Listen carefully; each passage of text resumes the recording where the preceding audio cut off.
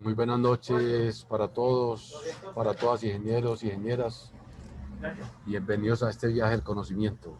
Me encanta compartir con ustedes estos espacios.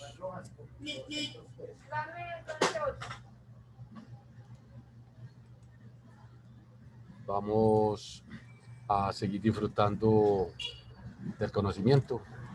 Venimos a una etapa muy bonita, haciendo unos recorridos sobre lo que hace la física y lo que no hace. Ya hablamos que la diferencia grande precisamente entre la física y la química tenía que ver directamente con el concepto de que cuando hablamos de física, hablamos de fenómenos donde no hay cambios en la naturaleza íntima de la materia. Y damos ejemplos muy sencillos, como por ejemplo el agua que pasa de estado sólido, por ejemplo, estado líquido, sigue siendo agua. Pero cuando, por ejemplo, tenemos, por decir, ácido clorhídrico y le echamos zinc, es posible que produzca una reacción química y el efecto que va a ocurrir, se va a liberar, por ejemplo, hidrógeno. Entonces ahí hay un cambio en la naturaleza íntima de las sustancias. Cuando hay cambios en la naturaleza íntima de las sustancias, hablamos de fenómenos químicos. Cuando no hay cambios en la naturaleza íntima, hablamos de fenómenos físicos. Por ejemplo, si le aplicamos mucho, mucho frío al agua, ella se puede congelar. Y ocurrió un fenómeno especial. El agua, lo mismo que el bismuto, con el frío, en vez de contraerse, se dilata. Entonces, por esa razón, por ejemplo, todos hemos visto de que las gaseosas no se pueden llenar hasta arriba, sino que hay que dejarlas hasta cierta parte, porque es muy probable que la vamos a meter a una nevera o a un congelador. Igual pasa con los vinos. Un vino, por ejemplo, porque no pierda su gran sabor, no se debe meter a, a una nevera, excepto cuando se vaya a tomar. Entonces le va a cambiar el sabor. Sigue siendo vino, pero las condiciones van a cambiar. El agua, precisamente cuando se congela, entonces se dilata. Contrario a todos los cuerpos, que con el calor se dilatan y con el frío se contraen. Pero sigue siendo agua, sigue siendo aluminio, sigue siendo hierro. Veníamos haciendo también un análisis de los famosos sistemas de medida. Y les decía precisamente que hay una intencionalidad política, hay una intencionalidad financiera. O sea, no es por hacerlo todo para el género humano, no. Hay ciertas condiciones de poder. Los sistemas de medida son de poder. Les comentaba, cuando el imperio llega a un lugar nuevo y lo logra avasallar, entonces los que llegan colocan su propio sistema de medidas, quizá muy arbitrarias, muy diferentes a las que habían, eso es muy probable. De hecho, el mundo actual es así. Decía, por ejemplo, pretender que el mundo se mueva por el sistema métrico decimal. Es muy improbable. Decía, cuando se empieza a viajar por el mundo se da cuenta de que no es muy correcto. La milla se utiliza en muchas partes, en otras no tiene la menor idea. En nuestro país, por ejemplo, expresar la altura en centímetros o en metros es usual.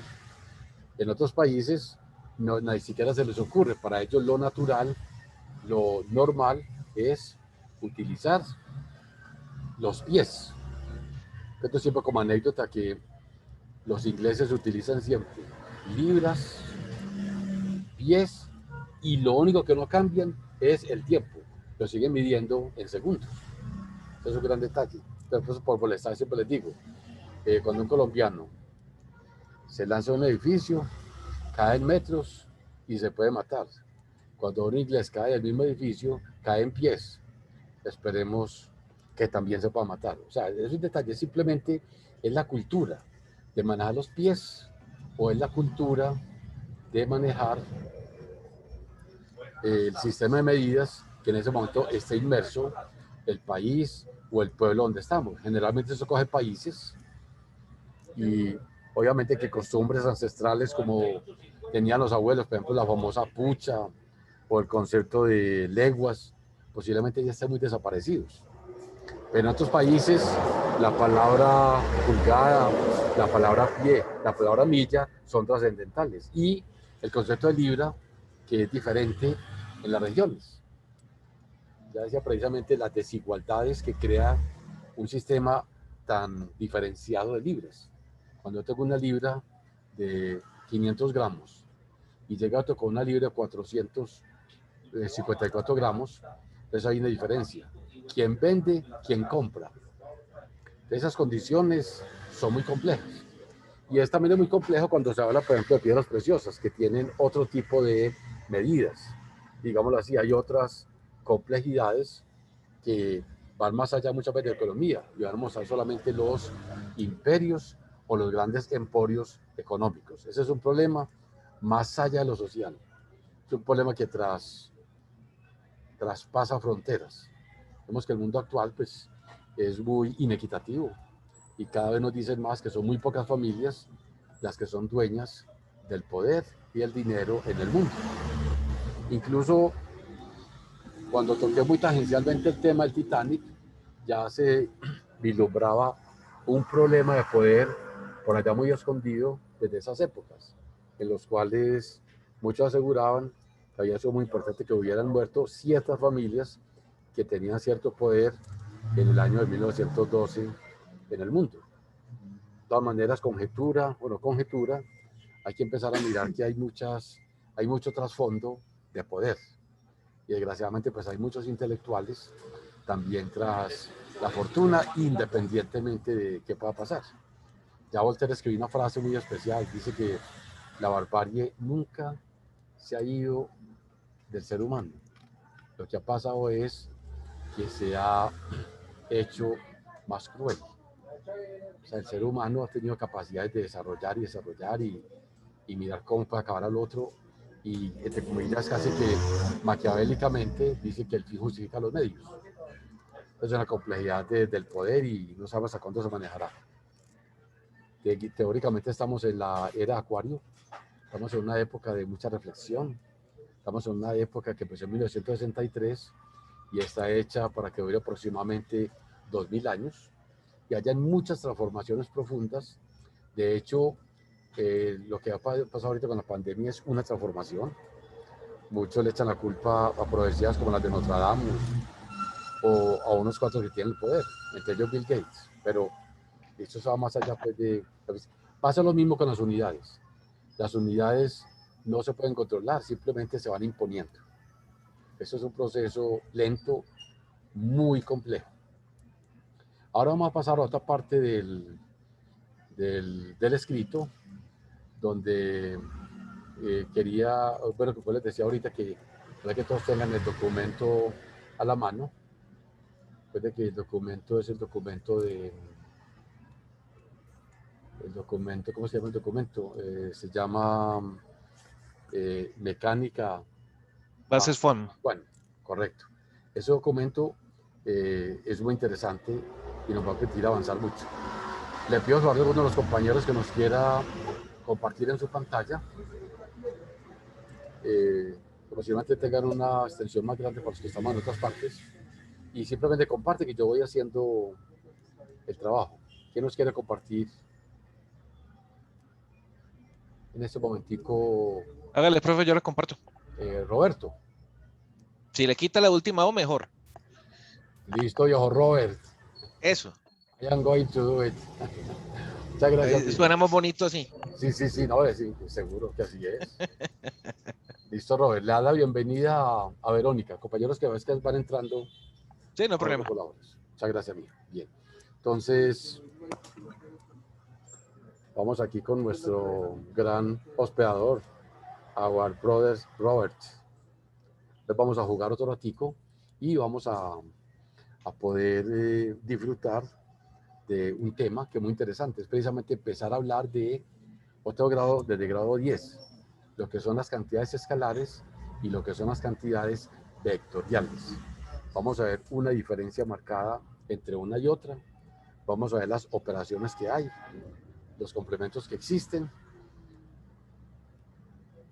Y luego de esa parte, entonces vamos a hacer muchos ejercicios de vectores. Hay operaciones que de pronto algunos se olvidaron, otros las tienen muy frescas por el curso de álgebra lineal. Ah, no, yo lo tengo perdido. Eso sí, no hay nada que hacer. Ah, bueno. Pero bueno. Profe, ¿a qué página vamos? Estamos en abril. Abril, entonces seguimos mirando pantalla. Tengo una pregunta. Sí.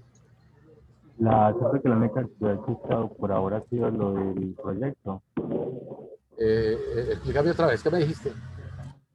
Pues por ahora la única actividad que usted ha dejado pues así ha sido pues como el proyecto, ¿cierto? Ah, sí, sí, estamos esperando, si quieres me tocaste el tema. Precisamente por petición de nuestro jefe estamos todavía pues esperando, yo creo que hasta el viernes temprano, los últimos compañeros que se han matriculado. De hecho, el grupo ha crecido enormemente. Ya les comentaba que incluso en básicas habían cursos con 12 estudiantes y ya pasaron de 40. Este curso empezó por lados de 20, 21 y ya lo duplicamos. Y casi que cada día que pasas, nos aparecen 1 o 2 estudiantes. Entonces, por esa razón estamos esperando hasta el próximo viernes para ya firmar entre todos el pacto. Para nosotros esperemos, ya el que no se matriculó de aquí a mañana, yo creo que ya no, yo creo que ya no se matriculó, pues yo creo que ya la institución ya cerró todas las puertas, están como en el último envión. Esta mañana estamos revisando lista otra vez, entonces estemos ahí muy atentos a esa parte. Y entonces ya definimos todas las actividades y las fechas.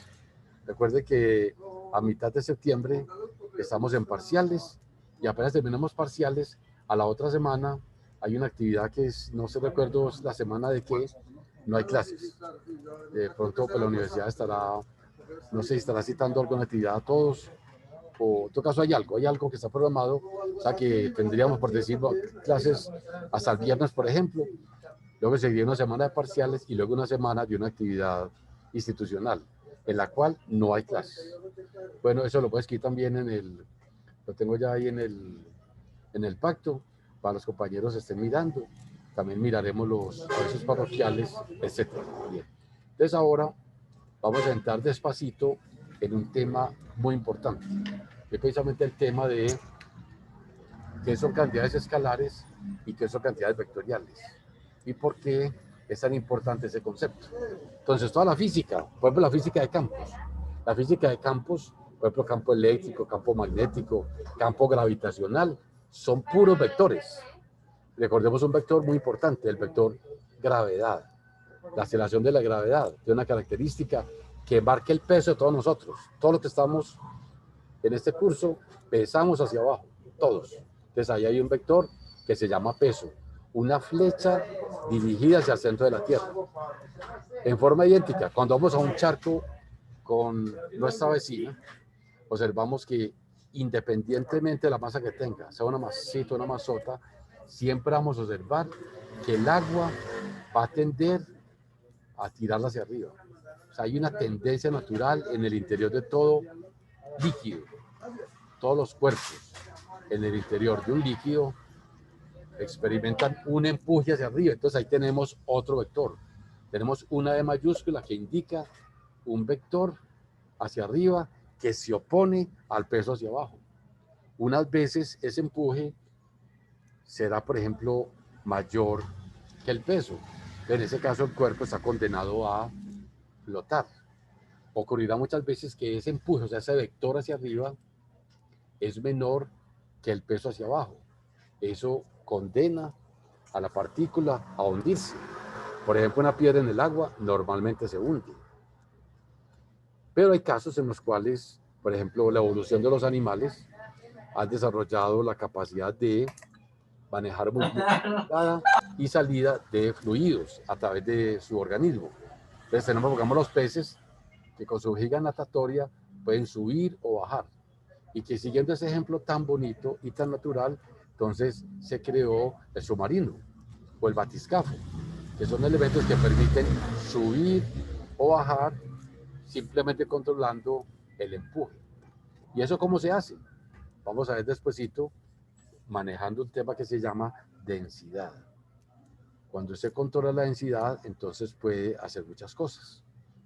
Ahí recuerdo una anécdota muy importante, por ejemplo, cuando estamos con una represa, yo tengo ya el río desviado, tengo ya el muro, pongamos, de 200 metros y bien grueso para que soporte la presión, etcétera. Pero yo no puedo llenar ese montón de montaña y de hueco que tengo ahí, no lo puedo llenar directamente con agua. ¿Por qué? Porque hay muchas partes donde hay aire y se puede generar golpes de ariete.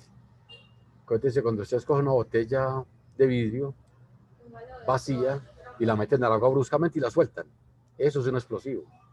Eso sale disparado y puede ocasionar lesiones. Igual pasa con esos golpes. Si hay aire represado por allá en el interior de unas rocas y le metes agua a la carrera, es posible que haya un golpe de ariete que pueda despedazar un pedazo, por ejemplo, del boquete que recibe el agua para la casa de máquinas. O puede producir un golpe de ariete que me destruya o produzca un accidente, los que vengamos en una lancha, por ejemplo. Entonces, por eso todo ese montón de represas se demoran varios meses para llenarse. Se puede llenar más rápido, no, pero hay que hacerlo lentamente para evitar que esos golpes de ariete, que esos vectores, entre comillas, que van quedando acumulados, puedan generar lesiones en el ambiente. Entonces, mirando la lecturita, dice, en la física clásica nos divertimos con cantidades escalares o con cantidades vectoriales y navegamos por los mundos, por ejemplo, la cinemática. Vamos a manejar los conceptos de velocidad, aceleración y posición. Mire, ya tenemos vectores. Vamos a hablar de dinámica. Entonces tenemos fuerza elástica, tenemos fuerza gravitacional, tenemos fuerza eléctrica, tenemos fuerza magnética. Vamos para la estática. Entonces, claro, tenemos que calcular que, por ejemplo, cada columna del edificio esté sometido a fuerzas de igual magnitud, hacia arriba, hacia abajo, hacia la izquierda, hacia la derecha. De no ser así, la estructura no estaría en equilibrio, no habría estática y se derrumbaría o empezaría a deformarse. Recordemos estructuras, por ejemplo, en ese momentico me gustó mucho lo que leí en la prensa el fin de semana. Por primera vez en Medellín se aprobó para los edificios enfermos o deshabitados, se empieza al menos hasta el año 2023, se liberan del pago de predial. ¿Qué significa eso? Por ejemplo, la gente que perdió su casa en el Space o en el Barcelona, o que es en un edificio y de un momento a otro las columnas del primer piso comenzaron a volverse garetas. Eso es un indicio de que la estructura puede colapsar. Ya recordamos el accidente que hubo en Miami recién, con 159 muertos. Entonces, eso es, por eso hay que tener mucho cuidado y ser muy éticos en construcciones donde sabemos que las vidas humanas están comprometidas, que las mascotas están comprometidas. Entonces, ahí es importante fuerzas, equilibrio. En los fluidos, pues ya hablamos de la importancia de el empuje y el concepto hacia abajo de peso. Otras veces vamos a hablar del concepto de energía. Dicen, pues yo en mi casa consumimos al mes, por decir algo, 220 kilovatios hora. Pero pues, ¿y en tu casa cuántos son? Dice, en mi casa somos dos. Dice, no, ahí hay problemas. Hoy en día una persona puede estar perfectamente con una familia, puede vivir más o menos con 175 kilovatios hora al mes. Y una familia estaría formada por 3 personas. Entonces, cuando uno ve que empieza a aparecer mucho más de ahí, empezar a sospechar que es que están viniendo los vecinos, las vecinas por la noche o en el día, bueno, etcétera. Hay gente más de la cuenta. El agua. Ahora que estamos en condiciones extremas, cada ser humano debe vivir con 5 metros cúbicos de agua. O sea que si en su casa son 3 personas, la cuenta debe ser básicamente 15 metros cúbicos. Si en mi casa aparecen 25 metros cúbicos, no es normal. En mi casa deben haber problemas, en mi casa hay un escape, o en mi casa está yendo alguien, y puede que usted no sepa. Es muy importante empezar a saber eso. ¿Qué son cantidades escalares? Los ejemplos más sencillos, la masa. ¿Qué interesa? Dice ahí en negrilla, solo interesa la magnitud. Cuando hablamos de cantidades escalares, nunca estamos interesados en qué dirección la tiene. Muy simpático decirle, por ejemplo, a la compañera Natalia, ¿cuál es su masa? Que ella nos diga, por ejemplo, mi masa es 65 kilogramos. Y que ella empiece a decirnos, sí, profe, 65 kilogramos. Para la derecha tengo tanto. Para atrás tengo tanto. Para arriba tengo tanto. No, mire que uno dice a la persona, ¿cuál es tu masa? Le dice, ¿masa o peso? Usted mire que hasta la gente confunde masa con peso. Pero digamos de una vez, la masa es un escalar. El peso es un vector. El peso está dirigido hacia abajo, hacia ninguna otra parte. La masa, ahí está, la cantidad de materia que tú tienes. La estatura, le digo, por ejemplo, a Jonathan, ¿cuál es su estatura? Y él nos dice, por ejemplo, profe, 1,72. Como estamos en Colombia, sospechamos que está diciendo 1,72 metros, porque aquí tenemos muy inmerso en la cabeza el sistema métrico decimal. Uno nunca dice, profe, depende. Cuando me siento, mi altura es tanto. Cuando me acuesto es tanto. No. Usted solamente dice, mi estatura es 1,72. ¿Cuál es su edad? Entonces le pregunto a mi bella vecina. Entonces ella me dice, profe, de frente 18, de lado 21, por detrás 36. Entonces no. Edad, dice por ejemplo, 21 años. Y ni siquiera dice años, dice 21, porque entendemos que van a ser años y es una edad.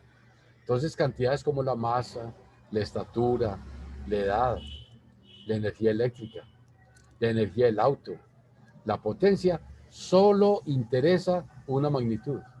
Entonces, como decía ahí, uno nunca especifica para qué lado la tiene, simplemente listo. Vamos a tomar vino helado por proceso de integración. Entonces, 2 mililitros. Listo.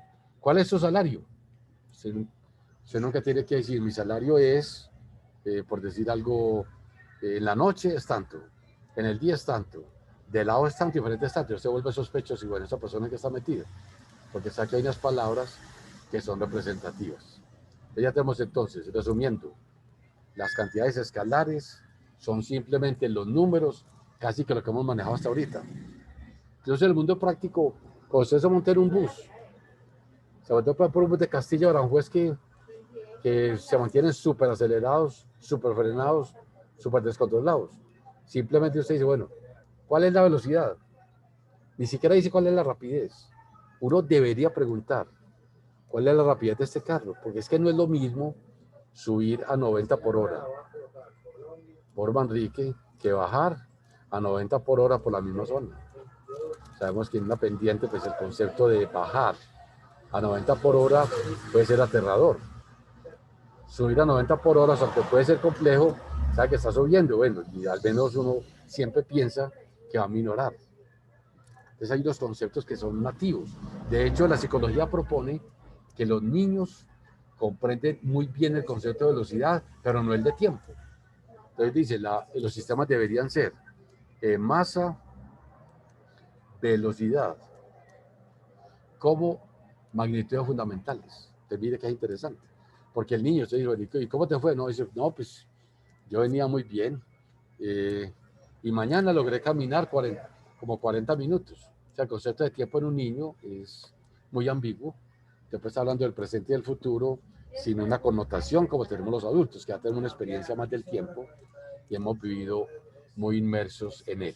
Bien, pasemos ahora a analizar las cantidades vectoriales.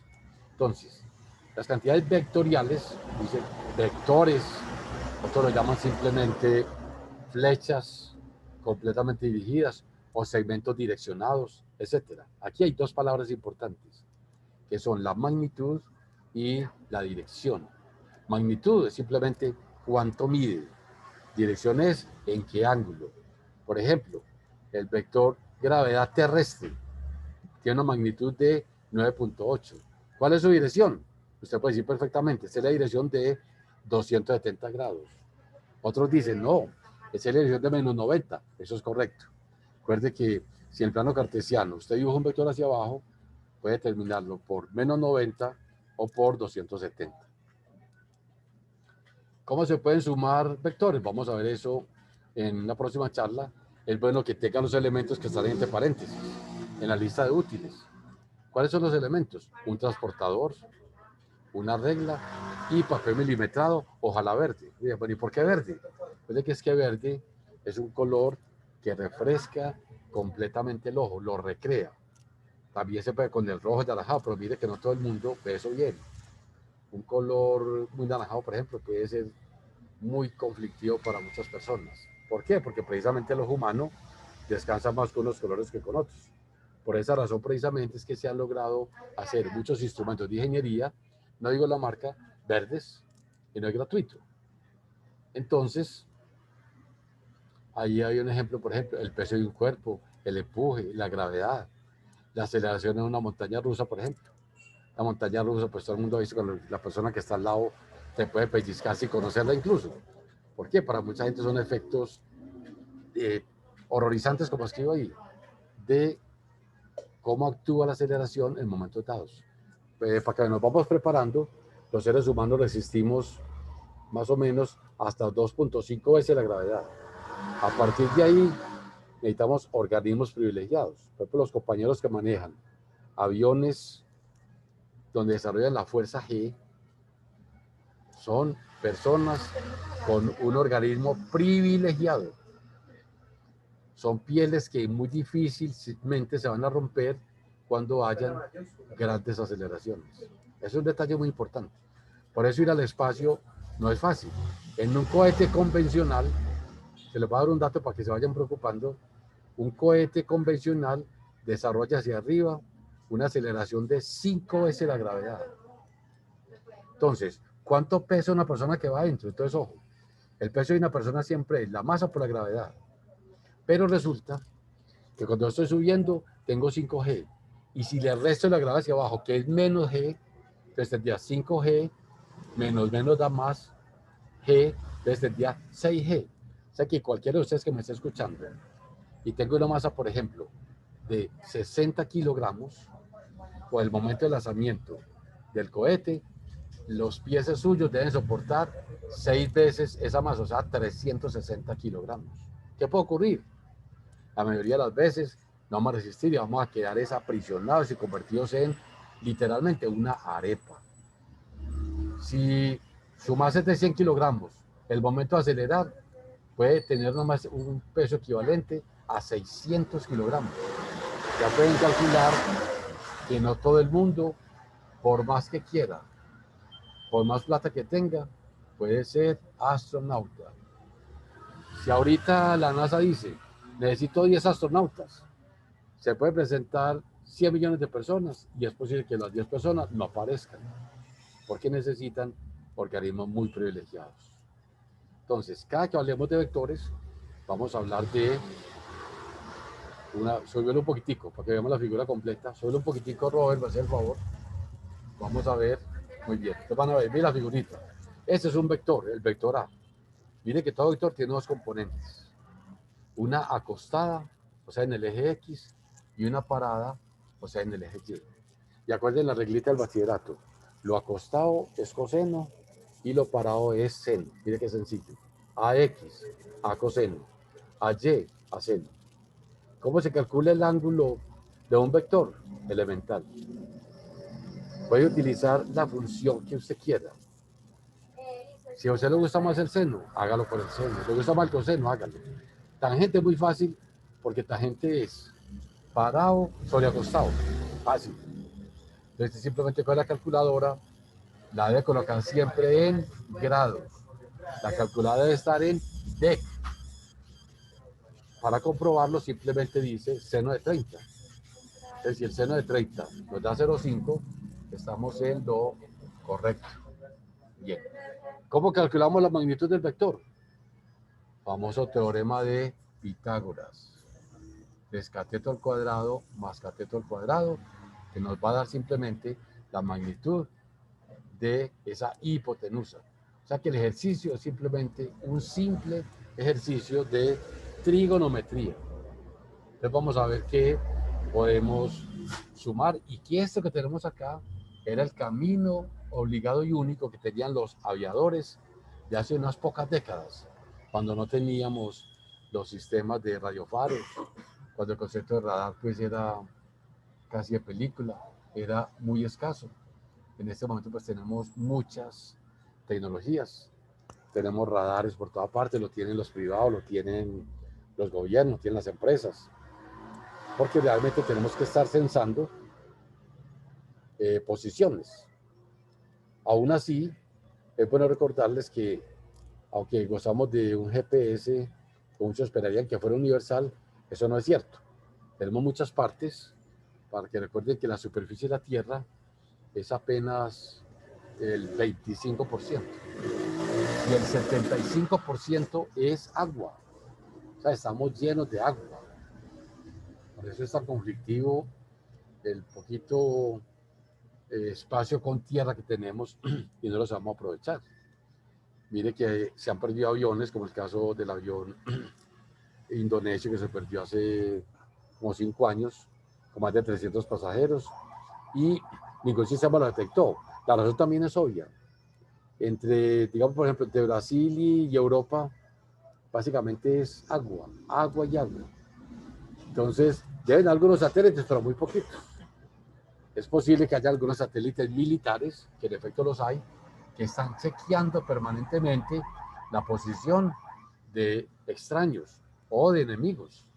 Por ejemplo, Estados Unidos defiende las 200 millas. Como decía en una charla anterior, es muy factible que en la milla 201, 203 estén anclados los acorazados atómicos. Igual pasaría cerquita a Moscú. Pero hoy en día, pues, con la tecnología que hay, tenemos forma de disparar con proyectiles dirigidos por tecnología láser a 4.500 kilómetros de distancia y con errores de apenas centímetros. O sea que hay una tecnología muy dada hacia la destrucción. Me gustó mucho a nivel internacional que en el día de hoy confesaron públicamente que los dos presidentes de las Coreas se están comunicando 2 veces al día, tratando de organizar una reunión que al final permita terminar con un diálogo abierto y sin condiciones entre Estados Unidos y Corea del Norte. Precisamente el anuncio de Biden en el día de ayer fue muy simple. Vamos a dialogar donde sea, cuando quiera, sin condiciones. Es un dato esperanzador para el mundo. Decía en estas charlas que uno de los temores del mundo es precisamente tener un gobierno radical que posee armas atómicas con un pueblo muriendo de hambre y donde cualquier locura nos pueda generar conflictos a todos y a todas. Bien, hacemos un receso de 4 minuticos, nos tomamos una agüita que ya tenemos un poquito de sed y retornamos. Le decimos a nuestro apreciado Robert que nos devuelve el control simplemente para controlar la grabación. Muchas gracias, Robert, muchas gracias a todos. Cuídense mucho y en 4 minuticos volvemos. Muchas gracias.